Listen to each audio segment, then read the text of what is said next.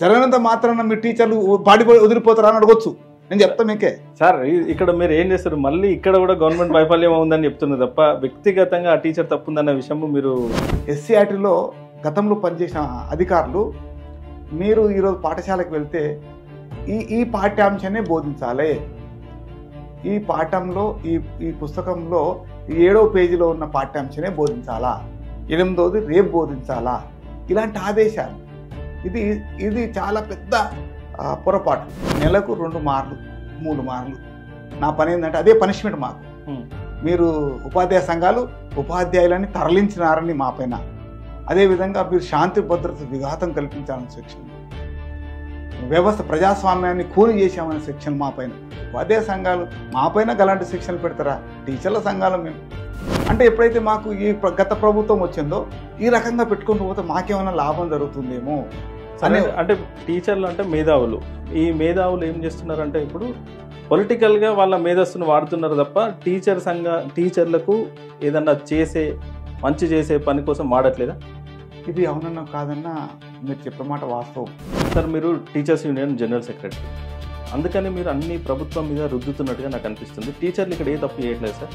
ఎందుకు సార్ ఫోన్లో పట్టుకొని చదువు చెప్పకుండా దొరికిపోయిన న్యూస్ వస్తున్నాయి, స్కూల్లో సైన్ చేసి బయట ఎక్కడో తిరుగుతున్నారనే న్యూస్ ఎందుకు వస్తున్నాయి? రైట్. సో వాళ్ళ సైడ్ తప్పు లేదంటారా? రైట్. మీరు అడిగిన మాట, ఈరోజు రాష్ట్రంలో 26,101 పాఠశాలలు ఉన్నాయి. ప్రైమరీ పాఠశాలలు 18,000 పైచిలకు, అప్పర్ ప్రైమరీ పాఠశాలలు 3,000 పైచిలకు, ఉన్నత పాఠశాలలు 4,000 పైచిలకు, మొత్తము 26,101 పాఠశాలలు. ఒక్కటే ఎజెండా అందరిది, పిఆర్సీలు రావాలి, ప్రమోషన్లు రావాలి, డిఓ పోస్టులు నిండాలి, డిప్యూటీ ఈఓ పోస్టులు నిండాలి, ఎంఈఓ పోస్టులు నిండాలి, అందరి ఎజెండా ఇదే.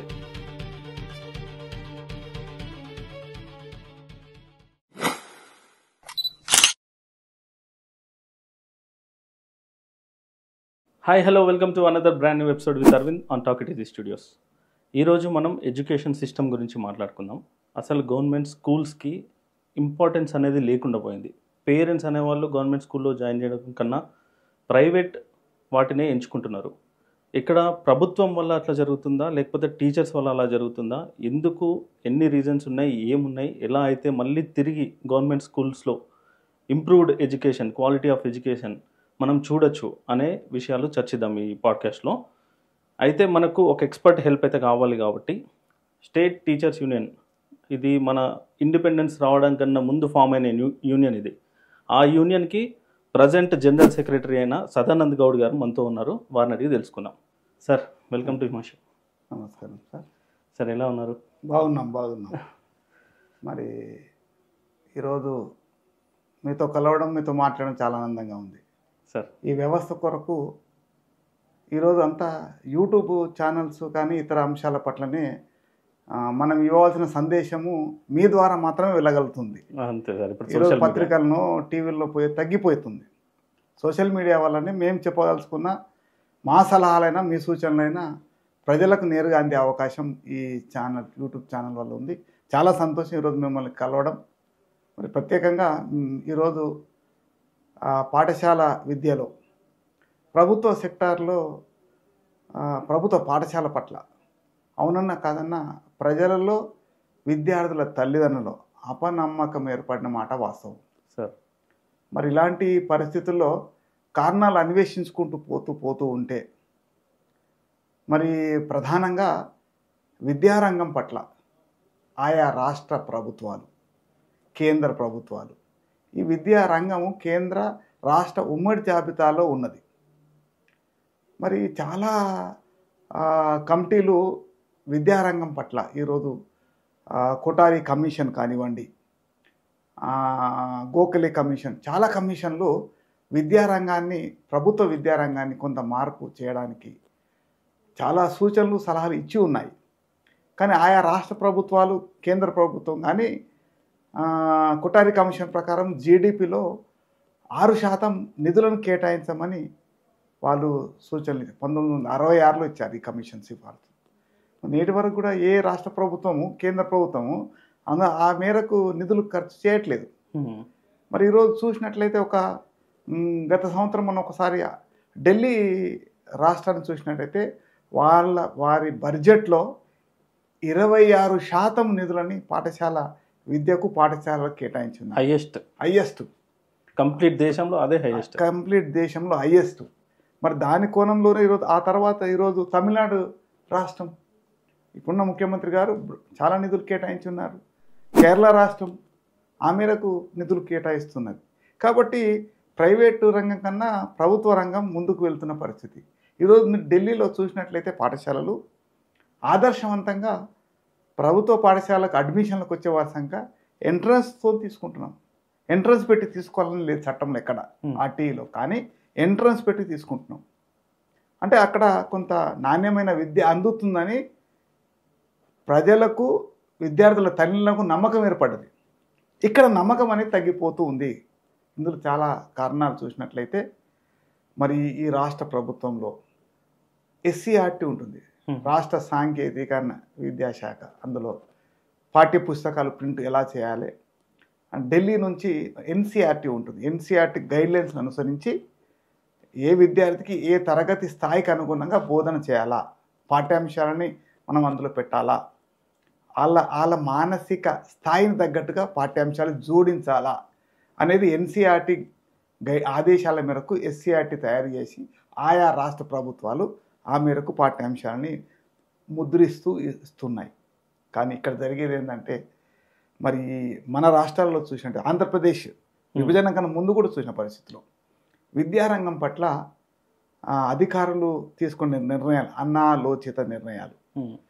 ప్రజా ప్రభుత్వంలో ఉన్న ముఖ్యమంత్రి సైతం గతంలో శాఖ అధికారులు సైతం, విద్యా మంత్రి సైతం ఈ అధికారులు ఇచ్చిన సూచనలు, సలహాలు, సిఫార్సుల మేరకు వెళ్తూ ఉన్న సందర్భం. విద్యార్థులకు కనీస అవసరాలు ఏ మేరకు ఉన్నవి, ఈరోజు మనం ఎవరు పోటీ పడుతున్నాము అనేది ఆలోచించకుండా మూస పద్ధతిలో, పాత పద్ధతిలోనే ఆ పుస్తకాలు అందించడము, అందులో నైపుణ్యాలని విద్యార్థి అందుకోవడానికి అవకాశం లేకుండా మరి టీచర్స్ కూడా గత 20 సంవత్సరాల నుంచి చూసినట్లయితే డిపిఈపి, అపెప్ రకరకాల విద్యార్థుల సామర్థ్యాలను పెంచడానికి ఎన్నో రకాల ప్రయోగాలు ప్రభుత్వ విద్యా రంగంలోనే చేస్తున్నారు. ఈ రకరకాల ప్రయోగాల ఫలితం ఏమైందంటే చిట్ట చివరికి ఎలుకల పైన మనం పరిశోధనలు చేసిన సందర్భంలో మరి ఎక్కడ కూడా సత్ఫలితాలు ఇచ్చిన దాఖలాలు లేవు. చివరికి ఏమైపోతుంది, ఎలుక మాత్రం చనిపోతుంది కానీ ఫలితాలు వచ్చే పరిస్థితి లేదు. కాబట్టి ప్రభుత్వంలో ఇప్పటికైనా జరిగిపోతుంది. ఒకవైపు ఈ ప్రభుత్వం వచ్చిన తర్వాత కొంత గత ప్రభుత్వం కన్నా ఈ ప్రభుత్వం కొన్ని భిన్నంగా ఆలోచిస్తూ మరి పాఠశాలకు ఈరోజు ప్రభుత్వ పాఠశాలలు అంటే మీరంతా చూసుంటారు, భవనాల ఎలా ఉంటాయి, మన తాళాలు వేసే వాళ్ళు ఉండరు, ఊడ్చే వాళ్ళు ఉండరు, ఇవంతా మీరు గమనిస్తుంటారు. మీరు కూడా గ్రామీణ ప్రాంతాలను ఎక్కడన్నా వెళ్ళినప్పుడు ఒకసారి పరిశీలించండి. కాబట్టి ఈ ముఖ్యమంత్రి గారు కొంత ఆలోచన చేసి తప్పకుండా పాఠశాలలకు వారి స్వీపర్స్ లేరు కాబట్టి ప్రతి పారిశుద్ధ్య కార్మికులకు కొంత డబ్బులు కేటాయిస్తూ నెలవారీగా కొంత ఈ ప్రభుత్వం ఈ ముఖ్యమంత్రి 2000 నుంచి 6000కు పెంచినట్టుగా తెలిసింది. కొంత మార్పు ని అలర్ట్ చేయడము ఇలాంటివి జరిగినట్టుగా తెలిసింది. 2019 నుండి 2024 వరకు గత ప్రభుత్వం స్కావెంజర్ నియామకాలు చేయలే. ఒకప్పుడు 1978లో పాఠశాలలకు బంట్రోతు అటెండర్ లేదా స్వీపర్ ఊడ్చేవాళ్ళు, నైట్ వాచ్మెన్ పోస్టులు 78లో మరి చెన్నారెడ్డి గారు ముఖ్యమంత్రి ఉన్న సందర్భంలో తీసుకున్నారు తప్ప ఆ తర్వాత ఎప్పుడు కూడా ఈ పోస్టులని నియామకాలు చేయలే. పాఠశాలల సంఖ్య పెరుగుకుంటూ పోతుంది. ఉన్నత పాఠశాల ఆ రోజు 1000 ఉంటే ఇప్పుడు 4000 పాఠశాలలు వచ్చినాయి. సరే, ఇప్పుడు ఎన్ని పాఠశాలలు పెరిగినా కూడా 2014లో ఎప్పుడైతే తెలంగాణ వచ్చిందో ఆ టైంలో 24 లక్షల మంది స్టూడెంట్స్ ఉండే గవర్నమెంట్ స్కూళ్ళల్లో. 2024 వచ్చేసరికి 16 లక్షలకు పడిపోయింది. అంటే 10 సంవత్సరంలో 8 లక్షల మంది స్టూడెంట్స్ గవర్నమెంట్ స్కూళ్ళల్లో తగ్గిపోయింది. ఇది ఉపాధ్యాయుల తప్ప లేకపోతే గవర్నమెంట్ తప్ప మీరు ఏమనుకుంటున్నారు దాని గురించి? ఇందులో మీరు బాగా గమనించినట్లయితే అవునన్నా కాదన్నా 24 లక్షల విద్యార్థుల సంఖ్య వాస్తవం, అందులో డౌట్ లేదు. ఈరోజు రాష్ట్రంలో 26,101 పాఠశాలలు ఉన్నాయి. ప్రైమరీ పాఠశాలలు 18,000 పైచిలకు, అప్పర్ ప్రైమరీ పాఠశాలలు 3,000 పైచిలకు, ఉన్నత పాఠశాల 4,000 పైచిలకు, మొత్తము 26,101 పాఠశాలలు. మరి ఈ తెలంగాణ రాష్ట్రంలో వర్కింగ్ టీచర్స్ శాంక్షన్ పోస్టులు 1,25,083 శాంక్షన్ పోస్టులు. ప్రస్తుతము 1,16,000 పైచిలకు పనిచేస్తున్నాం. మరి విద్యార్థుల సంఖ్య గణనీయంగా తగ్గుకుంటా పోతున్న అన్నమాట వాస్తవం. కారణాలు చూసినట్లయితే ప్రైవేట్ సెక్టార్లో విద్యార్థులకు ఈ పాఠ్యాంశాలే బోధించాలా, ఈ పద్ధతులే బోధించాలని లేదు. మరి ఈ గత 10 సంవత్సరాలు గమనించినట్లయితే ఎస్సీఆర్టీ వచ్చిన ఆదేశాలు ఉపాధ్యాయునికి స్వేచ్ఛ లేకుండా, ఉపాధ్యాయుడు తరగతి గదిలో ఏం బోధించాలా, ఎలా విద్యార్థికి నైపుణ్యాలు అందించాలా, విద్యార్థికి ఏమి చెప్పాలన్నా మరి ఎస్సీఆర్టీలో గతంలో పనిచేసిన అధికారులు మీరు ఈరోజు పాఠశాలకు వెళ్తే ఈ పాఠ్యాంశాన్ని బోధించాలి, ఈ పాఠంలో ఈ పుస్తకంలో 7వ పేజీలో ఉన్న పాఠ్యాంశాన్ని బోధించాలా, 8వది రేపు బోధించాలా, ఇలాంటి ఆదేశాలు. ఇది చాలా పెద్ద పొరపాట్లు. ఒకప్పుడు ఒక 50-40 సంవత్సరాల క్రితం, 50 సంవత్సరాల క్రితము పెద్ద బాల శిక్ష అని ఉండేది ఒకటి. పెద్ద బాల శిక్ష చదువుకుంటే 10వ తరగతి లెక్కలు కూడా వచ్చిండేది. మరి ఈ పాఠ్యాంశాలు చేస్తూ విద్యార్థులకు టీచర్ని ఎలా చేశారంటే మరయంత్రంగా తయారు చేశారు టీచర్ని. తన సొంత నాలెడ్జ్, తన సొంత జ్ఞానాన్ని పుస్తకాలతో జోడించి చెప్పే అవకాశం లేకుండా ఈ పాఠ్యాంశాలను రాయాలి, ఇదే పాఠం చెప్పాలి, ఇలాగనే బోధించాలా, అలాగనే చెప్పాలనడం వల్ల కూడా విద్యారంగం ఫెయిల్ అయింది. మరి అధికారులు, పర్యవేక్షణ అధికారులు, గత 15 సంవత్సరాలు పర్యవేక్షణ అధికారులు లేరు. ఆ టీచర్ నాకు నచ్చిన పద్ధతిలో బోధన చేస్తున్నాడు. కాబట్టి అవునన్నా కాదన్నా పొరపాట్లు అటు ఇటు జరుగుతూ ఉంటాయి కొద్ది శాతం. అది క్రమేమీ ప్రజలలో అపనమ్మకానికి తోడైపోయింది. దాంతోపాటుగా ఇది ప్రభుత్వ సెక్టార్లో చూసినట్లయితే ఒక తరగతి గది, ఒక రూమ్ ఉంటుంది. ఆ రూమ్లో 5 తరగతులు ఉంటాయి. పిల్లలు ప్రైమరీ స్కూల్లో 35 మంది మాత్రమే అనుకో, 30 మందే ఉంటాం. కానీ బోధించేది ఒకటే టీచర్. ఈ టీచర్ 30 సబ్జెక్టులు ఎప్పుడు బోధిస్తాడు? బోధన చేస్తలేడు. కాబట్టి ఏముంటుంది, పిల్లల తల్లిదండ్రుల్లో ఒక అపనమ్మకం ఏర్పడుతుంది. అరే ఒక్క టీచరు మీరేమో టీచర్లు తక్కువ ఉన్నారు, లేకపోతే స్టూడెంట్స్ కూడా తక్కువనే ఉన్నారు అని అంటున్నారు. కానీ ఎడ్యుకేషన్ కమిషన్ ఇచ్చిన రిపోర్ట్ ప్రకారం రీసెంట్గా 1:18 ప్రతి 18 మంది స్టూడెంట్స్కి ఒక టీచర్ ఉన్నాడు అని చెప్తున్నారు. కానీ అది 1:30 ఉంటే సరిపోతుంది అని చెప్పేసి కొన్ని రిపోర్ట్లు చెప్పినాయని ఉంది. సో ఇక్కడ టీచర్లు, స్టూడెంట్స్ తక్కువ ఉన్నారు, టీచర్లు ఎక్కువ ఉన్నారు అనేది లెక్క కనిపించేలాగా ఎడ్యుకేషన్ కమిషన్ ఇచ్చిన రిపోర్ట్ ఉంది. సో ఇక్కడ ఎడ్యుకేషన్ కమిషన్ మేము అన్నీ చేస్తున్నాము, టీచర్ల దగ్గరనే మిస్టేక్ అవుతుంది అన్నట్టుగా అది ప్రొజెక్ట్ అవుతుంది. మీరు చెప్పే అంశాలు వాస్తవం అన్నేం లేవు, గణాంకాల్లో పొరపాటు లేవు. కానీ విద్యారంగంలో ఒక పాఠశాలలో విద్యార్థుల సంఖ్య ఎక్కువగా ఉన్నది. ఆ విద్యార్థుల సంఖ్య అనుగుణంగా టీచర్లు మనం ఇవ్వలే, ఆ పాఠశాలకు అవసరమైన తరగతులు ఇవ్వలే. అక్కడ వచ్చే పిల్లలకు, ఈరోజు మనకు వచ్చే పిల్లవానికి ఆ పాఠశాలను ఆకర్షణీయంగా కనిపించాలి. విద్యార్థికి ఆకర్షణీయంగా కనిపించట్లే మన పాఠశాల. అదే తెల్ల సున్నము, అదే బూజుపట్టిన సున్నము, ఆ రకంగా కనిపిస్తుంది. అయితే ప్రైవేట్ సెక్టర్ చూసినట్లయితే రంగురంగుల బొమ్మలు, బయట పచ్చటి చెట్లు పెట్టి కొంచెం ఆకర్షణీయంగా విద్యార్థిని ఆకర్షణీయంగా రావడానికి తల్లిదండ్రులు కూడా ఆకర్షించలేదు. ఫస్ట్ విద్యార్థి ఆకర్షణ, ఇంట్లో పిల్లవాడు అక్కడ బాగుంది, అబ్బా బాగుంది అనే ఫీల్ను. ఆ తర్వాత పేరెంట్స్లో కూడా ఉన్న పరిస్థితి, పిల్లవాడికి డ్రెస్సింగ్ కానీ, షూ వేసుకోవడము, టై కట్టుకోవడము, పిల్లోడిని వాళ్ళ బస్సులో వెక్కించుకొని తీసుకువెళ్ళడము, ఇదంతా కూడా కొంచెం హైఫై కల్చర్కు అది కూడా మనిషి. అది సొసైటీలో కూడా పక్కింటి పేరెంట్స్ పక్క మాట్లాడుకుంటే మీ పిల్లవాడిని ఎక్కడ పంపుతున్నావు అనగానే నేను పలానా ప్రైవేట్ స్కూల్ పంపుతున్నా, మీరు ఎక్కడ పంపుతుంటే నేను ప్రభుత్వ పాఠశాల.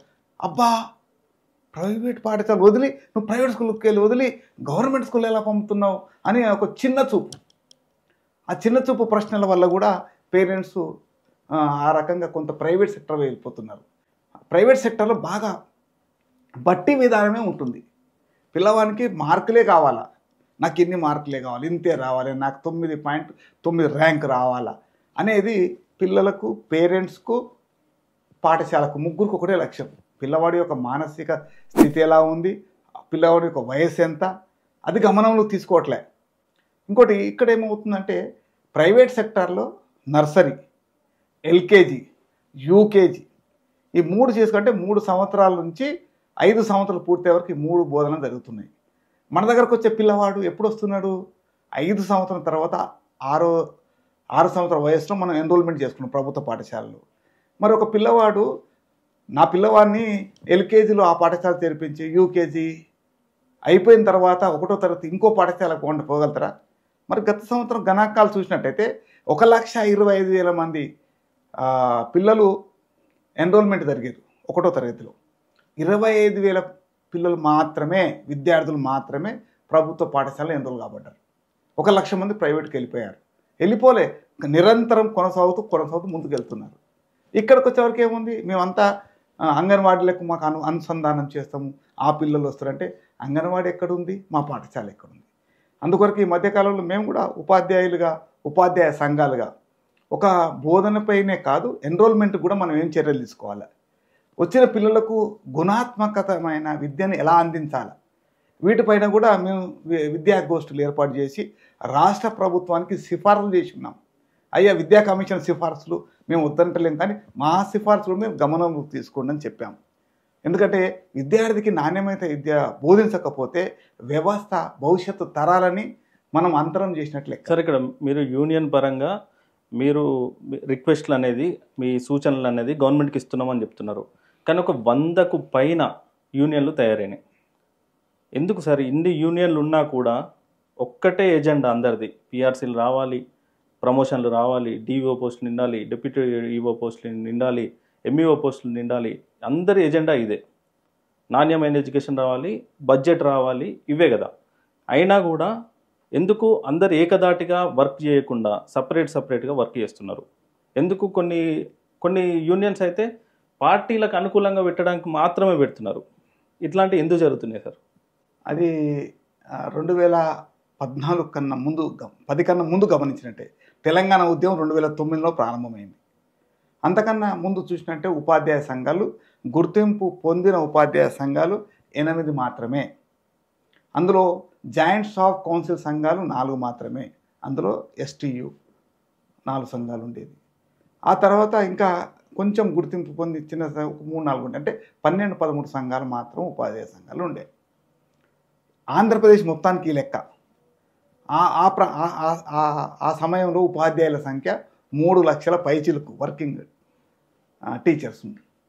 విభజన వచ్చిన తర్వాత, తెలంగాణ ఉద్యమం తర్వాత గత పాలకులు కానీ ఉద్యమ కోణంలో ఉద్యమం నిర్మించే నేపథ్యంలో ఆ ముందు పాలకులు కాకముందుకే ఈ తెలంగాణ ఉద్యమ కార్యకర్తలు ఎవరైతే ఉంటారో అక్కడక్కడ తెలంగాణ ఉద్యమాన్ని మనం తీసుకుపోవాలి. ఈ గుర్తింపు పొందిన సంఘాలు ఆంధ్రప్రదేశ్ మొత్తానికి పనిచేస్తున్నవి. ఇందులో తెలంగాణకు వ్యతిరేకంగా వీళ్ళు ఉంటారని కొంత వాళ్ళని ప్రొవోక్ చేయడం, కొన్ని సంఘాల నుంచి, ఒక సంఘం నుంచి 2 సంఘాలు కావడం. కాబట్టి అందులో కొంత ఏమైపోయిందంటే ఆ రకంగా టీఎన్జిఓ నేతలు కానీ ఆ రకంగా కొంత చేయడం వల్ల మెల్లమెల్ల ఇందులో ఉన్న మిత్రులు వేరుగా తెలంగాణ భావజాలంతో వాళ్ళు తెలంగాణ సంఘం పెట్టుకోవడం జరిగింది. అది అలా ఎప్పుడైతే తెలంగాణ పేరు మీద సంఘాలు ఏర్పాటు చేసుకునేందో ఆ రోజున్న రాజకీయ నాయకులు వాళ్ళందరూ కూడా తెలంగాణ పేరు మీద కొత్త సంఘాలను ఏర్పాటు చేసుకున్న తర్వాత ఒక సంఘానికి నేను అధ్యక్షుని, ఇంకో సంఘానికి ఆ రకంగా సంఘాల వాళ్ళ యొక్క పేరు ప్రఖ్యాతలు ఉపాధ్యాయుల సమస్య కొరకు కాదు. టీచర్లు అనగానే ఎవరికైనా వీళ్ళు మేధావులు. కేసీఆర్ గారు కూడా ఒక స్టేట్మెంట్ చేశారు, ఏంటంటే ఎవరితోనైనా పెట్టుకోవాలి కానీ టీచర్స్తో పెట్టుకోవద్దు. ఎందుకంటే ఈయన స్కూల్ నుంచి ఇంటికి పోయేలోపు 10 ఊర్లు తిరుగుతాడు, కనిపించిన కల్లా వీని కోడేయకు అని చెప్తాడు. సో వీళ్ళతో జాగ్రత్తగా ఉండాలి అని కేసీఆర్ గారు కూడా అన్నారు. ఇంత మేధావులైన టీచర్స్ ఎందుకు ఇన్ని సంఘాలు పెట్టి ఒక పార్టీకి కొమ్ముగాయడం కానీ, సమస్యల మీద ఫైట్ చేయకుండా పక్కన పెట్టడం కానీ, ఇలాంటివి ఎందుకు జరుగుతున్నాయి సార్? తెలంగాణ ఉద్యమంలో గత ప్రభుత్వ పాలకులతో మాకు తెలంగాణ ఉద్యమం పేరు మీద కొంచెం సంబంధాలు ఏర్పడ్డాయి. ఏర్పడ్డ తర్వాత నాలో ప్రభుత్వానికి ఆ ఉద్యమం పనిచేసిన కాబట్టి ఆ ఉద్యమం పనిచేసిన పార్టీ ప్రభుత్వం అధికారం రావడం. అధికారులకు వచ్చిన తర్వాత పరిస్థితి చూసినట్లయితే పాలకులు కూడా ఏం చేస్తారు, విభజించు అని పాలించు. కొంతమంది రికగ్నైజేషన్ సంఘాలకు, గుర్తింపు సంఘాలు కాకుండా ఇతర సంఘాలకు ఆన్ డ్యూటీస్ చేశారు. నువ్వు రాష్ట్ర బాధ్యులు పాఠశాలకు వెళ్లకుండా ఆన్ డ్యూటీ ఫెసిలిటీ ఉంటుంది. ఆన్ డ్యూటీ ఇవ్వాలంటే ఉపాధ్యాయుల వర్కింగ్ టీచర్లలో 25% ఉన్నట్లయితేనే మాకు జాయింట్ స్టాఫ్ కౌన్సిల్ మెంబర్షిప్ ఉంటుంది. ఏది లెక్కలేదు. మా పాలకులతో మాకు సంబంధాలు ఉంటే మీకు ఒక ఆన్ డ్యూటీ, ఇంకొకరికి ఆన్ డ్యూటీ, ఆ సంఘం పేరు తెలియకుండా ఆ సంఘానికి ఆన్ డ్యూటీ. ఆ రకంగా ఆన్ డ్యూటీలు ఇవ్వడం వల్ల ప్రభుత్వం వాళ్ళని లోబర్చుకొని వాళ్ళకు అనుకూలంగా ఉపాధ్యాయ సంఘాలను కొంతమంది తయారు చేసుకున్న తర్వాత ఏమవుతుంది, అవునన్నా కాదన్నా నేను ప్రభుత్వానికి అనుబంధ సంఘంగా అయిపోయినాం. దానివల్ల కూడా కొంత నష్టం రావడము. ఒక సంఘానికి ఆన్ డ్యూటీ ఎప్పుడైతే వచ్చిందో బయట ఉన్న వాళ్ళు కూడా ఆలోచిస్తారు, మేము కూడా ఒక సంఘం పెట్టుకుంటే మాకు కూడా ఓడి వస్తుంది. అట్లా క్రమేపీ మీరు చెప్పిన ఈరోజు అవునన్నా కాదన్నా 54 సంఘాలకు లెక్క వచ్చింది. 100 సంఘాలు కాలే, 54 సంఘాలకు వచ్చింది. అలా కులాల వారిగా, మతాల వారిగా రకరకాల సంఘాలు వచ్చేసి ఉన్నాయి. సంఘాలు కూడా కులాల వారిగా, మతాల వారిగా వచ్చేసినాయి. అలా Urdu teachers association, SC ST ఉపాధ్యాయ సంఘం, ప్రైమరీ టీచర్స్ అసోసియేషను, రకరకాలుగా క్యాడర్ల సంఘాలు వచ్చేసినాయి. ఎస్జిటి ఫోరం, ఎస్జిటి యూనియన్, అంటే అది ఆ రకంగా స్కూల్ అసిస్టెంట్ ఫోరం. అంటే ఎప్పుడైతే మాకు ఈ గత ప్రభుత్వం వచ్చిందో ఈ రకంగా పెట్టుకుంటూ పోతే మాకేమైనా లాభం జరుగుతుందేమో అంటే టీచర్లు అంటే మేధావులు. ఈ మేధావులు ఏం చేస్తున్నారంటే ఇప్పుడు పొలిటికల్గా వాళ్ళ మేధస్సును వాడుతున్నారు తప్ప టీచర్లకు ఏదన్నా మంచి చేసే పని కోసం వాడట్లేదా? ఇది అవునన్నా కాదన్నా మీరు చెప్పే మాట వాస్తవం. ఏమైపోయిందంటే వ్యక్తి స్వార్థం ఎప్పుడైతే వస్తుందో, వ్యక్తుల మధ్య అలాంటి స్వార్థ రాజకీయాలకు ఎప్పుడైతే మన మేధస్సును ఉపయోగించాలి. నాకు ఆన్ డ్యూటీ ఫెసిలిటీ వచ్చేసింది ఈ ప్రభుత్వం, నా ఆలోచన, నా విధానాలు ఎక్కడ పోతాయి, దానికి అనుకూలంగా వెళ్ళిపోతాయి. నిజమైన విద్యార్థుల పట్ల, పేద బడుగు బలహీన విద్యార్థుల అభివృద్ధికి ఆ మాటలు నేను చెప్పిన ఆచరణలో కనిపించదు, అది వాస్తవం. ఆ రకంగా కొంత పొరపాటు జరిగిన మాట వాస్తవం. ప్రస్తుతం ఈ ప్రభుత్వం, ఈ ముఖ్యమంత్రి గారు వచ్చిన తర్వాత కొంత బ్రేకప్ చేశాడు. బ్రేకప్ చేసి గుర్తింపు పొందిన సంఘాలకే ఆన్ డ్యూటీ ఇచ్చాడు. గుర్తింపు పొందిన సంఘాలతోనే మాట్లాడుతున్నారు. కొంత నియంత్రణ జరుగుతుంది. నేరుగా ఇప్పుడున్న ప్రస్తుతం ముఖ్యమంత్రి గారు ఏదైనా సమస్యలు ఉంటే నేరుగా మమ్మల్ని కలవమని చెప్తున్నాడు. మీరు ఏదైనా ఉంటే కూడా ఇవ్వండి, అపాయింట్మెంట్ ఇస్తున్నాడు. ఈ ముఖ్యమంత్రి వచ్చే 3 సార్లు ఉపాధ్యాయ సంఘాలతో, ఉద్యోగ సంఘాలతో సమావేశం ఏర్పాటు చేశారు. గతంలో ముఖ్యమంత్రి చూసినట్లయితే ఆ కోణంలో లేరు. ఆయన దర్బార్కు ఆయన పిలిచినప్పుడే వెళ్ళాలా. ఆ పరిస్థితికి భిన్నం వచ్చినట్టు కొంత మార్పు జరిగింది. ఈ ముఖ్యమంత్రితో మీరు అంటున్న పాఠశాలల పట్ల ఈ ముఖ్యమంత్రి నేరుగా మేము మాట్లాడినాం కాబట్టి మేము ఎంత చూస్తేనే ఉపాధ్యాయ సంఘాలు, ఉద్యోగ సంఘాలు వీళ్ళ వేతనాలకు, డిఆర్ఏలకు, పిఆర్సీలకి పనిచేస్తున్న కోరం నుంచి పక్క తప్పుకొని మా పాఠశాలలకు ఏం కావాలో మేము ముఖ్యమంత్రి కోరితే ముఖ్యమంత్రి కూడా స్పందిస్తూ ఆ మేరకు కొంత మాకు ఈరోజు ఉచిత కరెంటు వచ్చింది. గత ప్రభుత్వం ఇవ్వలే, అంతకుముందు ప్రభుత్వం ఇవ్వలే. ఈ ముఖ్యమంత్రి నేనే మాట్లాడినా. మార్చి 10వ తేదీన ముఖ్యమంత్రితో అయిన సమావేశం నేనే కోరిన ముఖ్యమంత్రి గారిని, ప్రభుత్వ పాఠశాల అంటే మరి కరెంటు ఇవ్వకుండా ఇండ్లకు మీరు ఓట్ల రాజకీయాలకేమో కరెంటు ఉచితంగా ఇస్తున్నారు, ఆ పిల్లలు వచ్చే పాఠశాలకు కరెంటు ఉచితంగా ఇవ్వరనంటే ముఖ్యమంత్రి గారు స్పందిస్తూ ప్రభుత్వ పాఠశాలలకే కాదు కళాశాలలకు కూడా నేను ఉచిత కరెంటు ఇస్తాన్నారు. మొన్న సెప్టెంబర్ టీచర్స్ డే సందర్భంగా డిప్యూటీ సీఎం సమావేశంకు మా సన్మాన కార్యక్రమంకి వచ్చి జీవో ఇచ్చారు, రిలీజ్ చేశారు. అంటే ప్రభుత్వానికి, ఉపాధ్యాయ సంఘాలకు, ఉద్యోగ సంఘాలకు తరచుగా చర్చలు జరుగుతూ ఉంటే కింద జరిగే అంశాలను మేము నేరుగా ముఖ్యమంత్రి దృష్టికి, పాలకుల దృష్టికి తీసుకుపోయే అవకాశం ఉంటుంది. ఆ కోణంలో కొంత గతం కన్నా ఇప్పుడు భిన్నంగా ముందుకు వెళ్తున్న మాట వాస్తవం. ఆ కోణంలో ముందుకు వెళ్తుంది. ప్రభుత్వం కూడా ఏదో పాఠశాలను నిలబెట్టడానికి కొంత ప్రయత్నం ప్రభుత్వం చేస్తుంది. గతంలో ఆ కోణం వెనకకి వెళ్ళిపోయాం, ఇది కొంచెం ముందుకు వస్తున్న మాట వాస్తవం. సార్ ఇక్కడ జీవో అని అన్నారు ఇందాక, అట్లా ఒక 317 అనే జీవో, డార్క్ జీవో అని అంటారు. అదేంటి సార్ అసలు ఆ జీవో ఏంటి, అందులో ఏముంటుంది, దాని గురించి కొంచెం. రైట్, చాలా ఇంపార్టెంట్ క్వశ్చన్ ఇది. జీవో 317 అనేది ఇది చీకటి జీవో కింద చెప్పుకోవాలి. చీకటి రోజు ఆ జీవో వచ్చింది 6/12/2021. అంటే తెలంగాణ ప్రభుత్వం ఏర్పడిన తర్వాత జిల్లాల పునర్విభజన జరిగింది. గతంలో 10 జిల్లాలున్న తెలంగాణ రాష్ట్రం 33 జిల్లాలుగా విభజింపబడింది. విభజింపబడిన ఉపాధ్యాయులు, ఉద్యోగులు ఎవరు ఏ జిల్లాకు కేటాయించబడాలనేది ప్రెసిడెన్షియల్ ఆర్డర్ 2018 అనుసరించి క్యాడర్ల వారీగా విభజన చేయాలి. అందులో జోనల్ పోస్టులు ఉంటాయి, డిస్టిక్ క్యాడర్ పోస్టులు ఉంటాయి, 2 రకాల పోస్టులు ఉంటాయి. అయితే జిల్లా క్యాడర్ పోస్టుల విషయానికి వచ్చినట్టే ఉదాహరణ రంగారెడ్డి జిల్లా. రంగారెడ్డి జిల్లా అంటే రంగారెడ్డి జిల్లా, మేడ్చల్ అండ్ వికారాబాద్ 3 జిల్లాలని. ఈ జిల్లాలో పనిచేసే జిల్లా క్యాడర్ ఉపాధ్యాయులు, ఉద్యోగులందరినీ కూడా ఈ 3 జిల్లాకు విభజన చేయాలి. విభజన చేయాల సందర్భంలో చాలా కాలయాపన చేసి చిట్ట చివరగా ఏదో మన పైన బాంబు పడుతున్న కోణంలో జిల్లాల విభజన తర్వాత ఉపాధ్యాయుల విభజన ఈ వారం 10 రోజుల్లో పూర్తి కావాలన్న జీవో ఇవ్వడం చాలా దురదృష్టకరం. దాన్ని అనుసరించి గతంలో అయిన వేరువేరు రాష్ట్రాలలో, ఇలా ఛత్తీస్గఢ్ రాష్ట్రంలో అంతకన్నా ముందు ఉపాధ్యాయ ఉద్యోగులకు సంబంధించిన బదిలీలు చేసినారు, ప్రమోషన్ చేసినారు. వీటి తర్వాత పునర్విభజనకు అనుసరించి మీకు కేటాయింపులు చేస్తామని చెప్పి చేశారు వాళ్ళు. ఇక్కడ ఏం చెప్పలే. గత 5 సంవత్సరం నుంచి ట్రాన్స్ఫర్ చేయలే, 8 సంవత్సరం ప్రమోషన్స్ జరగలే. కాబట్టి ఎవరు ఎక్కడో పనిచేస్తారో తెలియదు.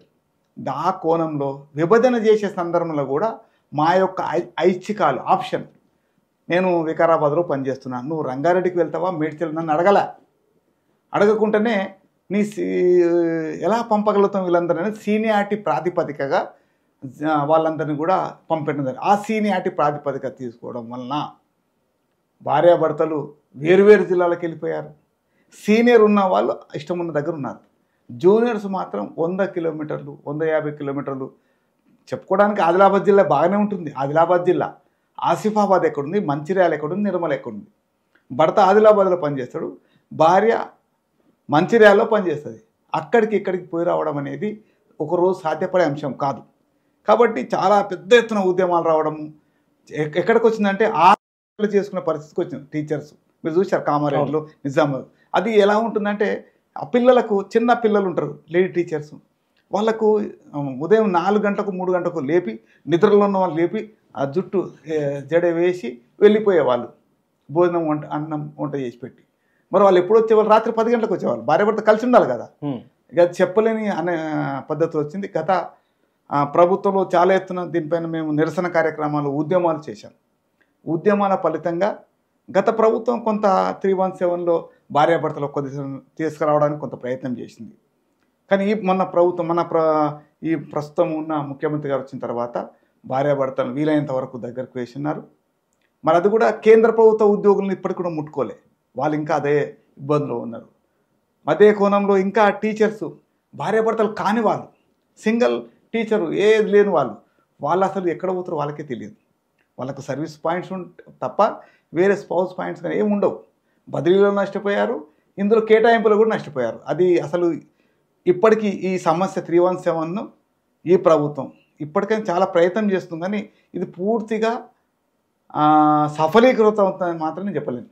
ఎందుకంటే టీచర్ల క్యాడర్కి అనుగుణంగా ఆయా జిల్లాలలో ఉన్న ఖాళీల మేరకే వాళ్ళని కేటాయించవలసి వస్తుంది. లేకపోతే రిక్రూట్మెంట్ ఎట్లా చేస్తాం? సార్ ఇక్కడ ఒక క్వశ్చన్, ఇన్ని సంఘాలు ఉన్నాయి, మరి మీరందరూ కలిసి దీన్ని కలిసికట్టుగా ఒక దాటికి తీసుకురావడానికి ఏమైనా ప్రయత్నాలు చేస్తున్నారా? మీ వంతు ఎస్టీయూ పరంగా మీ వంతు కృషి ఏముంది ఇందులో మీకు తెలియదు కాదు. 317లో స్పౌజు టీచర్స్ ఇంతమందికి కేటాయింపులు జరపడంలో చాలా కీలక పాత్ర వహించాం మేము. భార్యాభర్తలను ఒక దగ్గర తీసుకురావడానికి ఎగ్జాంపుల్ వరంగల్ జిల్లా చూపిస్తాం. వరంగల్ జిల్లాలో ఒక సబ్జెక్ట్లో, సోషల్ సబ్జెక్ట్లో 10 ఖాళీలు ఉన్నాయి. 10 ఖాళీలు ఉంటే ఆ మిగతా ములుగు, భూపాలపల్లి వాళ్ళందరినీ ఇక్కడ తీసుకురావడానికి రిక్రూట్మెంట్కి ఇబ్బంది లేకుండా, రిక్రూట్మెంట్ అంటే 70% ప్రమోషన్ ఉంటుంది, 30% రిక్రూట్మెంట్ పోస్టులు పెడతాం. ఆ 30% పక్కకు పెట్టి 70% ఇప్పించగలిగాం. కానీ ఇంకా కూడా టీచర్సు ఇంకా వెయిటింగ్ లిస్ట్లో ఉన్నారు మేము వరంగల్ రానికి. కానీ ప్రభుత్వం ఏమంటుంది, 30% రిక్రూట్మెంట్ చేయాలి కదా, నిరుద్యోగుల నుంచి మనకు వ్యతిరేకత వస్తుందనే ప్రభుత్వం వాదన. మనం అడిగేది ఏంటంటే ఇప్పటికైనా ప్రభుత్వం వీళ్ళు సర్దుబాటు చేయాలంటే సూపర్ న్యూమరీ పోస్టులు కేటాయిస్తే తప్ప ఈ సమస్యకు పరిష్కారం లేదు. అలాంటి ప్రభుత్వం నిర్ణయం తీసుకొని ఆ కోణంలో పరిశీలిస్తేనే అవుతుంది. ఇక ఉపాధ్యాయ సంఘాలలో మీకు తెలియంది ఏమున్నది, కొత్త కొత్త సంఘాలు వచ్చాయి, వాళ్ళకి అవగాహన తక్కువ. నేను నా స్పౌజ్ టీచర్స్ ఫోరం అంటాడు ఒక ఆయన, భార్యాభర్తల ఫోరం, ఒక ఆయన స్పౌజ్ లేని ఫోరం, ఒక ఆయన డిస్లొకేటెడ్ ఫోరం. అంటే నేను ఆదిలాబాద్లోనే ఉన్నా, నన్ను అనాలోచితంగా నన్ను నిర్మూలేశారు, డిస్లొకేటెడ్, అదొక ఫోరం. ఈ రకరకాల ఫోరంల వల్ల కూడా సరైన ప్రభుత్వం నిర్ణయం తీసుకోవడంలో విఫలం అవుతుంది. సార్ ఇది రీసెంట్గా నాంపల్లి కోర్టులో ఏదో కేసు ఒకటి కొట్టుడు పోయిందని అన్నారా, ఏంటి సార్ ఆ కేసు అది? 2020లో నాకు టీచర్లకు ప్రమోషన్స్ ఇవ్వాలి, బదిలీ చేయాలా, పిఆర్సి నివేదికను బయట పెట్టాలని ఉపాధ్యాయ సంఘాల పక్షాన, ఉపాధ్యాయ సంఘాలు అంటే జాక్టో చైర్మన్గా నేను, అంటే నాతో పాటు 19 ఉపాధ్యాయ సంఘాలు, నాతో పాటుగా ఇంకా యూఎస్పిసి వాళ్ళు 17 ఉపాధ్యాయ సంఘాలు, అందరం కలిసి మేము ఇందిరా పార్క్ దగ్గర ఒక ధర్నా చేసి ఉన్నాం. ఆ ధర్నా చేసిన సందర్భంలో 2020లో కోవిడ్ నిబంధనలను అనుసరించి మాకు 100 మందికి పర్మిషన్ చేసుకోవడానికి అనుమతి పోలీసులు ఇచ్చి ఉన్నారు. మేము 100 మందికి టెంట్లో 100 చైర్లు వేసినాం, 100 మందికే అనుమతి ఉంది కాబట్టి ఆ మేరకే మేము సమావేశాన్ని ఏర్పాటు చేసినాం. అది జాక్టో యూఎస్పిసి భాగస్వామ్య సంఘాలు కలిసి చేసాం, ఉపాధ్యాయ సంఘాలు. అయితే అక్కడ పరిస్థితి ఏమైందంటే ఆ ఉపాధ్యాయుల్లో ఉన్న అసంతృప్తి, పిఆర్సి నివేదిక ఇవ్వలేదని, అదే కోణంలో మాకు ప్రమోషన్స్ ఇస్తలేరని, ట్రాన్స్ఫర్ చేయట్లేదని 2020లో బాగా కింద నుంచి ఉపాధ్యాయుల నుంచి అసంతృప్తితో టీచర్లు ఊహించిన దానికన్నా 2 నుంచి 3 వేల మంది ఉపాధ్యాయులు అక్కడికి హాజరయ్యారు. అవును సార్, అది న్యూస్లో వాస్తవం చూసాం. మాకు అనుమతి వచ్చింది 100, కానీ ఉపాధ్యాయులని స్వచ్ఛందంగా వచ్చి బస్సు కట్టుకొని వచ్చిరా, ఆటో కట్టుకొని వచ్చిరా, ఎలా వచ్చిరా మాకు తెలియదు. కానీ అక్కడ ఉపాధ్యాయ సంఘాల పిలుపు ఏముంది, ఈ ధర్నా ఇచ్చాం, కానీ అనుకోకుండా ఉపాధ్యాయులు బాగా అసంతృప్తి ఉన్నది కాబట్టి అన్రెస్ట్తోని చాలామంది రావడం జరిగింది. దానిని అనుసరించి మా పైన నా పైన, నాతో పాటు యూటీఎఫ్ చావరవి పైన, డిటిఎఫ్ లింగారెడ్డి పైన 2020లో కేసు నమోదు చేశారు. గాంధీనగర్ పోలీస్ స్టేషన్ అది కోర్టు, సికింద్రాబాద్ కోర్టు. అది సికింద్రాబాద్ కోర్టులో దాదాపు 20 నుంచి 24, మొన్న 25 మార్చిలో కేసు కొట్టేశారు. నెలకు 2 మార్లు 3 మార్లు. నా పని ఏంటంటే అదే పనిష్మెంట్ మాకు. మీరు ఉపాధ్యాయ సంఘాలు ఉపాధ్యాయులని తరలించినారని మా పైన, అదేవిధంగా మీరు శాంతి భద్రత విఘాతం కల్పించాలని సెక్షన్లు, వ్యవస్థ ప్రజాస్వామ్యాన్ని కూని చేశామనే సెక్షన్ మా పైన. ఉపాధ్యాయ సంఘాలు మా పైన గలాంటి సెక్షన్లు పెడతారా? టీచర్ల సంఘాలు మేము.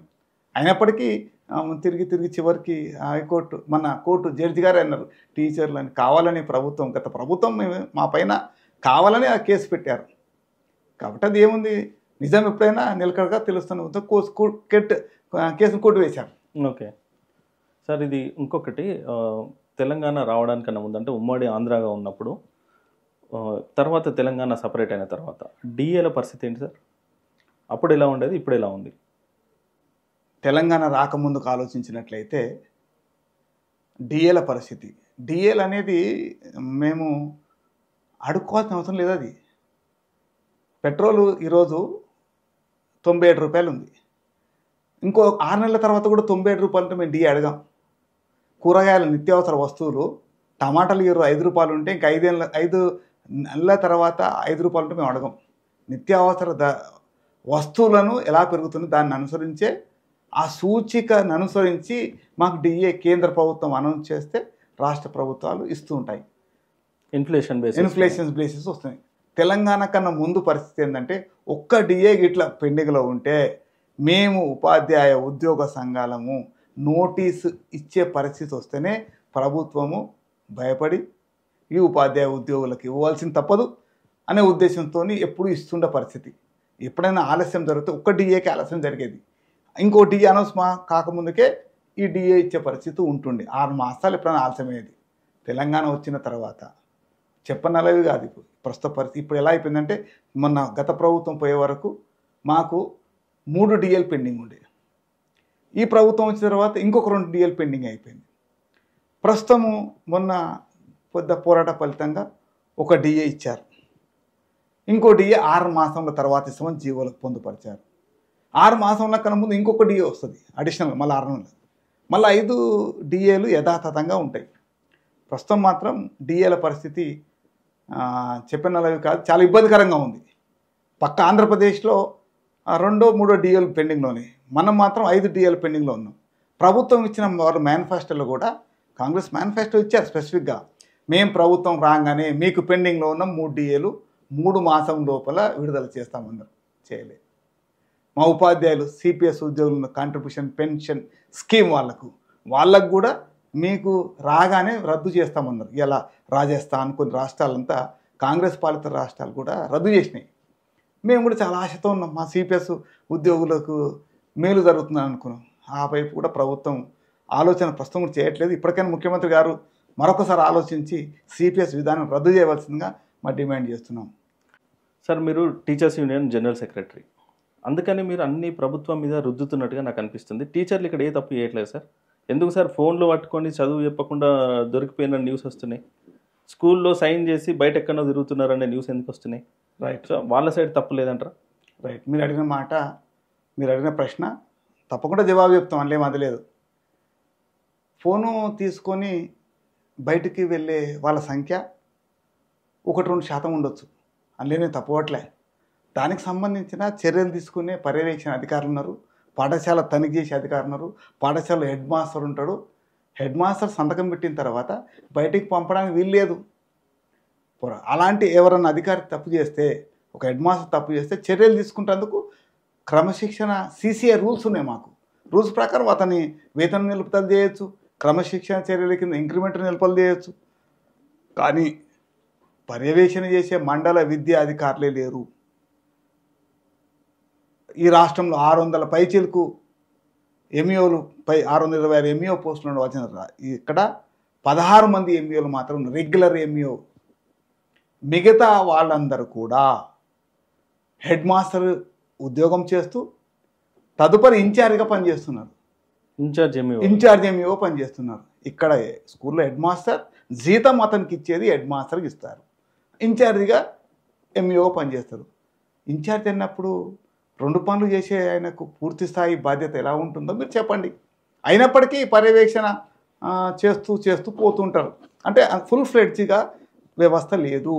ఇప్పుడు ఒక 2018 మీరు ప్రెసిడెన్షియల్ ఆర్డర్ మీరు అడిగారు ఇప్పటిదాకా 317 అని. ఇప్పుడు సంబంధిత జీవోలన్నీ మాకు వచ్చాయి.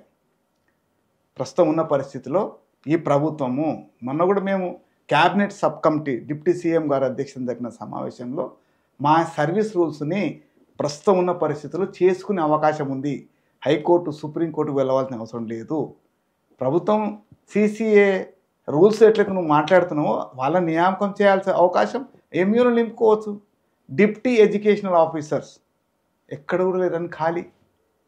చిన్న జిల్లాలు అయినాయి, చిన్న జిల్లాలకు జిల్లా విద్యాశాఖ అధికారులు లేరు, వాళ్ళందరూ కూడా ఇన్ఛార్జ్ డిప్యూటీ డిఓలు. మరి మీరందరూ పర్యవేక్షణ అక్కడ పూర్తిగా జరగట్లేదు. జరగనంత మాత్రాన మీ టీచర్లు బాడీ వదిలిపోతారా అని అడగొచ్చు. నేను చెప్తా మీకే సార్, ఇక్కడ మీరు ఏం చేస్తారు, మళ్ళీ ఇక్కడ కూడా గవర్నమెంట్ వైఫల్యం ఉందని చెప్తున్నారు తప్ప వ్యక్తిగతంగా ఆ టీచర్ తప్పుందన్న విషయం మీరు యాక్షన్ తీసుకుంటారు అంటున్నారు. కానీ ఎట్లా దాన్ని ఫస్ట్ టీచర్ అనేవాళ్ళు క్రమశిక్షణతో ఉంటేనే తర్వాత ఏదైనా అడగచ్చు కదా. సో ఇక్కడ దాన్ని మీరు లెవెల్ చేయడానికి మీరు తీసుకున్న చర్యలు ఎట్లున్నాయి? రైట్. అందులో మేము కూడా ఒకటి రాష్ట్ర ప్రభుత్వం ఈరోజు ఆంధ్రప్రదేశ్ ప్రభుత్వము దీనికి కొన్ని చాలా టెక్నాలజీ పెరిగింది, ఆర్టిఫిషియల్ ఇంటెలిజెన్స్ వచ్చేసింది. ఇప్పుడు టెక్నాలజీ పెరిగింది కాబట్టి పిల్లల ఎన్రోల్మెంట్కు ఇప్పుడు మాకు యాప్ల ద్వారా పిల్లల ఎన్రోల్మెంట్ చేస్తున్నాం, టీచర్ అటెండెన్స్ ఎన్రోల్మెంట్ చేస్తున్నాం. దీన్ని అనుసరించే ఈరోజు మాకు ఆంధ్రప్రదేశ్ ప్రభుత్వం ఇప్పుడు టీచర్ ఫోన్కి లింక్ చేశారు. మేము స్కూల్ అటెండెన్స్ ఫేస్ ఇచ్చిన తర్వాత బయటకు ఎక్కడైనా వెళ్ళినట్టయితే కూడా తెలిసిపోతుంది వాళ్ళకు. ఆ మాకు ఈ రాష్ట్ర ప్రభుత్వం కూడా పెట్టమనండి, మేము అభ్యంతరం లేదు. ఆ 2-3% కూడా కంట్రోల్ చేయాలి, తప్పులేదు. టీచర్ అనే అతను తరగతి గదిలో ఉండాలా, అందులేమి తప్పు చేసిన వాళ్ళని మేము వెనకేసుకురాము. కాబట్టి తప్పకుండా ప్రభుత్వం నుంచి ఏదైతే చేసుకుపోతుందో టీచర్లుగా నా బాధ్యత ఉంది. ఈరోజు రాష్ట్ర ప్రభుత్వం ఫోన్లు వాడొద్దని చెప్పారు, చాలా సంతోషం. కానీ మరి పిల్లల అటెండెన్స్ యాప్ ఎక్కడ తీసుకోవాలా? ఆ ఫోన్ తీసుకోవద్దన్నో బాగున్నది కదా. మరి నువ్వు ఏదైనా టెక్నాలజీ ఎక్కడ ఉపయోగించినా పాఠశాలలో నువ్వు ప్రత్యామ్నాయం ఏర్పాటు చేయాలి కదా. చేయనప్పుడు నేను ఫోన్ తీసుకోపోతున్నా. నేను ఫోన్ తీసుకుపోయిన పిల్లలు అటెండ్ చేసుకున్నా, ఈ లోపు నాకు ఫోన్ వస్తుంది, మాట్లాడుతున్నా. తప్పు నాదా మీద? ఇద్దరిది, ప్రభుత్వం ఉంది, నాది ఉంది. కాబట్టి దాని టెక్నాలజీని మీరు ఉపయోగించి దానికి అనుసంధానంగా ఏ మేరకైతే మనం మార్పు చేయాలని డిమాండ్ చేస్తున్నాం. టీచర్లను వెనకేసుకొచ్చే ప్రశ్నే లేదు.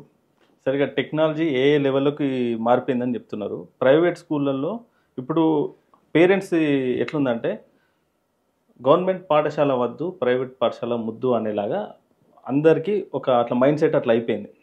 కానీ ఇక్కడ ఇంగ్లీష్ మీడియం స్కూల్స్ అని గవర్నమెంట్ పెట్టినప్పటికీ అందులో ఇంగ్లీష్లో కాకుండా తెలుగులోనే టీచర్లు బోధిస్తున్నారు అని చెప్తున్నారు. ఎందుకు వాళ్ళకు కరెక్ట్ ట్రైనింగ్ ఇవ్వట్లేదా, లేకపోతే వాళ్ళకి కేపబిలిటీ లేని వాళ్ళను తీసుకొని టీచర్ పొజిషన్లో పెట్టినరా? ఎందుకని ఇట్లా జరుగుతుంది? మీరు చెప్పిన దాంట్లో ప్రైవేట్ పాఠశాలలకు పోగానే ఆ పిల్లలకు కొన్ని రైమ్స్ నేర్పడము, ఆటపాటలు నేర్పడం ఎంతో జరుగుతున్నది. అయితే అవునన్నా కాదన్నా ఈరోజు ఇంగ్లీష్ మీడియం, ఎందుకంటే దేశ విదేశాల్లో మనం పనిచేయాలంటే భవిష్యత్తు విద్యార్థులకు ఇంగ్లీష్ అనేది ట్రాన్స్లేటర్ కింద వరకు వస్తుంది. ఇంగ్లీష్ ఏ దేశం పోయినా ఎక్కడ పోయినా బతకాలంటే ఇంగ్లీష్ రావాలి. కాబట్టి పేరెంట్స్లో సహజమైన గుణం ఇంగ్లీష్ ఉండాలనేది రాష్ట్ర ప్రభుత్వం వైఎస్ రాజశేఖర రెడ్డి గారే ఆంధ్రప్రదేశ్ రాష్ట్రానికి 6,500 ఇంగ్లీష్ మీడియం పాఠశాల ఏర్పాటు చేశారు. మొన్న గత ప్రభుత్వం ఇంగ్లీష్ మీడియం పాఠశాలకు అనుమతి ఇచ్చారు. కానీ జరిగింది ఇక్కడ ఇంగ్లీష్ మీడియం, ఇంగ్లీష్ బేస్డ్ టీచర్స్ని మేము నియామకం చేయాలి. ఉన్న టీచర్స్కే 15 రోజుల శిక్షణ ఇస్తాం, 10 రోజుల శిక్షణ ఇస్తాం. శిక్షణ ఇవ్వడంలో పూర్తి స్థాయి ఆ ఫ్లూయెన్సీ ఆఫ్ ఇంగ్లీషు అది నేను ఎక్కడైతే ఇంగ్లీష్ మీడియం చదువుకొని వచ్చి బోధించేవాడికి తెలుగు మీడియం చదువుకొని వచ్చి బోధించే దాంట్లో వ్యత్యాసం ఉన్నమాట వాస్తవం. అందులో 80% ఆ ఇంగ్లీష్ బ్యాక్గ్రౌండ్తో వచ్చిన వాళ్ళలాగా మిగతా వాళ్ళు బోధించలేము. ఒక 20% మాత్రమే తన తెలివితేటలతోని ఇంగ్లీష్ మీడియం బ్యాక్గ్రౌండ్ లేకున్నా బ్రహ్మాండంగా బోధించే ఉపాధ్యాయులు మీకు ఎగ్జామ్ కోకోలు చూపిస్తా ఉన్నారు వాస్తవం. ఆ కోణంలో ప్రభుత్వము ఇప్పుడు రిక్రూట్మెంట్ చేసే వాళ్ళైనా ఇంగ్లీష్ బేస్డ్ టీచర్స్ని ప్రైమరీ సెక్షన్ నుంచే తీసుకోవాలా. మా డిమాండ్ ఏంటంటే ప్రైమరీ సెక్షన్లోనే బేస్ పడాలా. సార్ ఇప్పుడు తీసుకున్న లైఫ్ టైం లేట్ అయినట్టే కదా. ఇక అంటే రాష్ట్ర ప్రభుత్వాలు ఇప్పుడు ఆయా రాష్ట్ర ప్రభుత్వాలు చెప్తే ఈ ఒత్తిడి అనేది మీరు ఎప్పటి నుండో పెట్టాల్సింది కదా. మీరు యూనియన్ లీడర్ ఎప్పటి నుండో ఉన్నప్పుడు మరి అప్పటి నుండి మీరు ఇంగ్లీష్ బేస్డ్ టీచర్స్ని తీసుకోవాలి ఇప్పటి నుండి అని చెప్పేసి ఒత్తిడి పెట్టిండ్రు ఎప్పుడన్నా?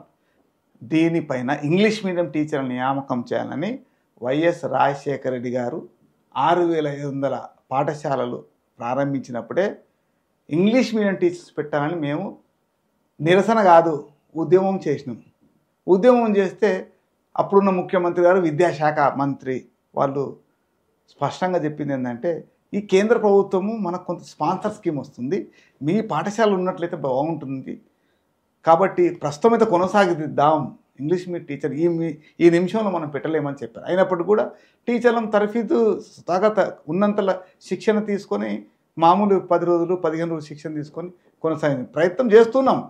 కానీ ప్రభుత్వం చెప్తున్నది ఇప్పుడు ముందు చెప్పాను మీకు, ఈ ఎస్సీఆర్టీలో కానీ డైరెక్టరేట్లో కానీ ట్రైనింగ్ ఇచ్చే క్రమంలో సార్ ఇక్కడ ఒక మిస్టేక్ ఉందేమో అని నాకు అనిపిస్తుంది. ఏంటంటే ఉద్యమాలు చేస్తారు, విన్నపాలు ఇస్తారు, అన్నీ చేస్తారు, ఫాలో అప్ చేస్తున్నారా దాని మీద? ఇది ఇంకా జరగట్లేదండి, మీరు ఇప్పటి వరకు వెయిట్ చేయండి అన్నారు, ఇప్పుడు వచ్చినాం మళ్ళీ దీనికి సొల్యూషన్ చెప్పండి అనే ఫాలో అప్లు చేస్తున్నారా? మీరు ఒక లేఖ ఇచ్చి ఊరుకుంటే సంఘం కాదు మేము. లేఖతో పాటుగా ఆ అధికారికి director of school education commissioner ఉంటారు, కమిషనర్కు లేఖ ఇచ్చి వదిలేదు, సెక్రటరీ స్కూల్ ఎడ్యుకేషన్ సెక్రటరీకి ఫాలోఅప్ చేసినాం. ఆ తర్వాత సీఎంఓలో ఎడ్యుకేషన్ చూసే అధికారికి చేసినాం. ఆ తర్వాత చీఫ్ సెక్రటరీకి ఇచ్చాం లేఖ. ఆ తర్వాత సీఎం వరకు, విద్యాశాఖ మంత్రి నుంచి ముఖ్యమంత్రి వరకు కూడా పోయినాం. అయితే ప్రభుత్వాలకు విద్యా రంగం పట్ల, ఎందుకంటే విద్యారంగం పట్ల చిత్తశుద్ధి లేకపోవడమే కారణం దీనికి. ఎంతసేపటికి ఈరోజున్న పరిస్థితిలో పాలకులు సంబంధించిన పాఠశాలలు, ప్రైవేట్ కళాశాలలు, ప్రైవేట్ యూనివర్సిటీల పాలకులకే ఉన్నాయి. వాళ్ళకు ప్రభుత్వ వాటిపైన ఎందుకు చిత్తశుద్ధి ఉంటుంది? పేరు చెప్పమంటే చాలా పేరు చెప్తాను నేను. మొత్తము ఆ టీచర్ల పైన నెపం వేసి టీచర్లు ఏం చేస్తలేరు అంటే అధికారం లేదు మాకు, చట్టాలను తీసుకొచ్చే అధికారము మాకు లేదు.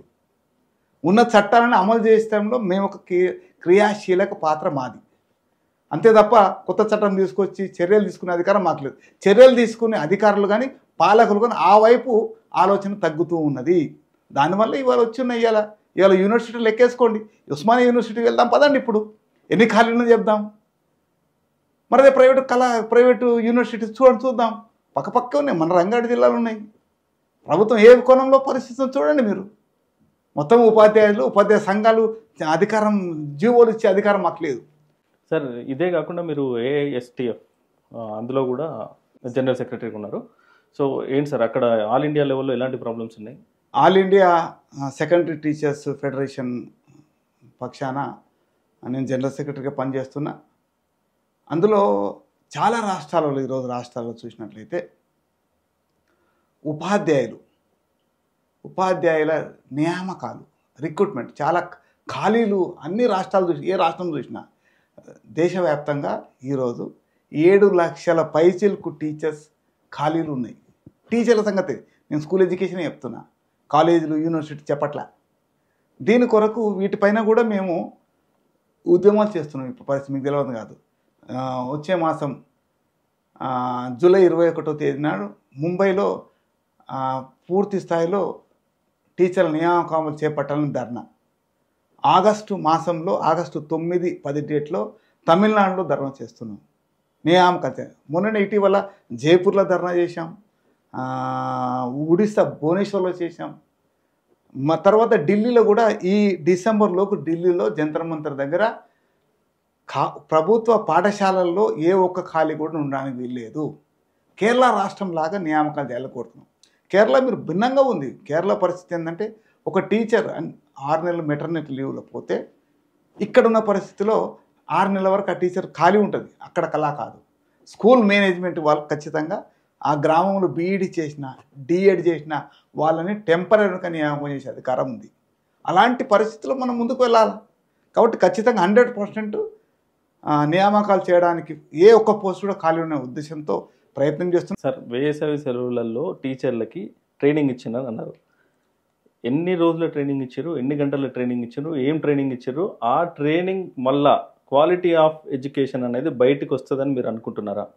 అంటే వృత్యంతర శిక్షణ అనేది నేను బీఈడి చదువుకున్న 15 ఏళ్ల క్రితం. ఆ రోజుకు ఈ రోజుకు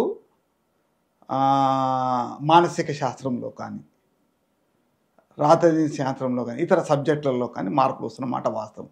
నేను చదువుకున్న సందర్భంలో 20 సంవత్సరాలు కంప్యూటర్ టెక్నాలజీ తక్కువ ఉంది. అయితే ఈ కంప్యూటర్ నేను తరగతిలో బోధించేటప్పుడు నాకు డిజిటల్ క్లాసులు ఇచ్చి ఉన్నారు. నేను ఎలా వాటిని ఉపయోగించాలా? కాబట్టి తప్పకుండా నాకు శిక్షణ అంటూ ఇస్తే తప్పకుండా ఉపయోగపడుతుంది. 80-90% ఆ ట్రైనింగ్స్ లాభమయ్యేది. వాటిని కనీసం మనం ఈరోజు ముందు మామూలు ఫోన్లు ఉంటుండే, ఇప్పుడు ఆండ్రాయిడ్ ఫోన్లు వచ్చేసినాయి. మనకేం తెలియదు, వాడుకుంటున్నాం కదా, నేర్చుకుంటున్నాం కదా. మాకు కూడా శిక్షణ ఇవ్వడం వల్ల నేర్చుకుంటాం. ప్రభుత్వం దాంట్లో చాలా దాదాపుగా ఈ రాష్ట్ర ప్రభుత్వం 100 కోట్ల రూపాయలు ఖర్చు పెట్టి శిక్షణ ఇచ్చింది. అందులో వస్తుందా అంటే మనము ట్రైనింగ్ లక్ష్యం, మంచి లక్ష్యం, నేర్చుకున్నది మంచి లక్ష్యం. ఆ లక్ష్యం ఫలితాలు సాధిస్తాము 100% ఉన్నది. కొంత మార్పు జరుగుతుంది. ఈరోజు మీకు తెలియదు కాదు. ఈరోజు గతానికి ఇప్పుడు చూసినట్లయితే 1,25,000 ఎన్రోల్మెంట్ వచ్చింది మాకు. ఇప్పుడు మీరు చూడండి, 1,25,000 ఎన్రోల్మెంట్ ఇప్పటికే జరిగిపోయింది బడి బాటలో. ఇంకా ఈ నెలాఖరు వరకు చూడండి ఎన్రోల్మెంట్ గతం కన్నా ఈసారి బాగా. కారణం ఏంది? మా టీచర్ల కృషి ఉంటుంది అక్కడ, ప్రభుత్వం ప్రజాపాలకుల సహకారం అలా ఉంది. గ్రామీణ ప్రాంతాల్లో మీకు తెలియదుగా, చాలామంది టీచర్స్ ఉదయాన్నే పోయి ప్రచారం చేసుకుంటూ తీసుకొస్తున్నారు. కొన్ని గ్రామాలు ఇలా పాల్వంచలని మీరు చూడండి, పాల్వంచ అర్బనైజేషన్ కొత్తగూడెంలో 100 పైచీలకు అడ్మిషన్స్ వచ్చినాయి. అక్కడ మరి టీచర్ల యొక్క ప్రభావం లేదంటారా? పాలకులది ఉంది, మేము మాదే అంటలేం. పాలకులు కూడా కొంత సౌకర్యాలు సమకూర్చుతున్నారు కాబట్టి చూసే వాళ్ళకి బాగా కనిపిస్తుంది.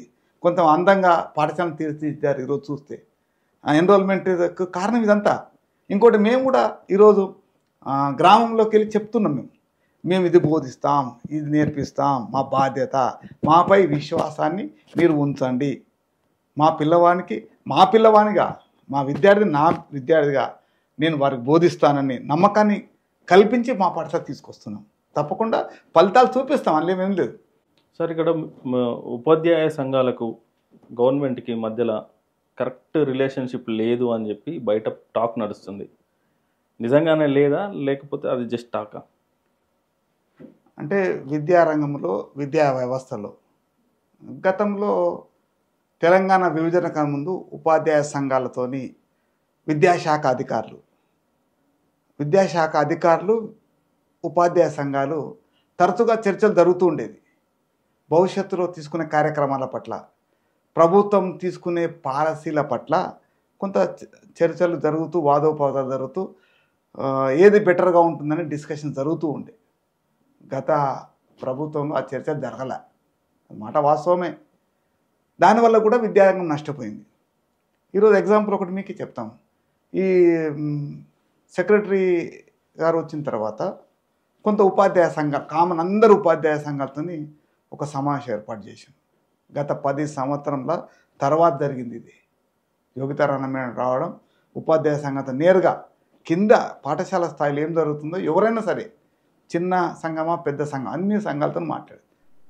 ఆ తర్వాత ఈరోజు చూసినట్టయితే కొంత మార్పు జరుగుతున్నాయి అని మనం అనుకున్నాం. వేసవిలో శిక్షణాలు చేయించారు. దానివల్ల మాకు ప్రయోజనం జరిగింది బాగా. దానివల్ల నష్టం లేదు.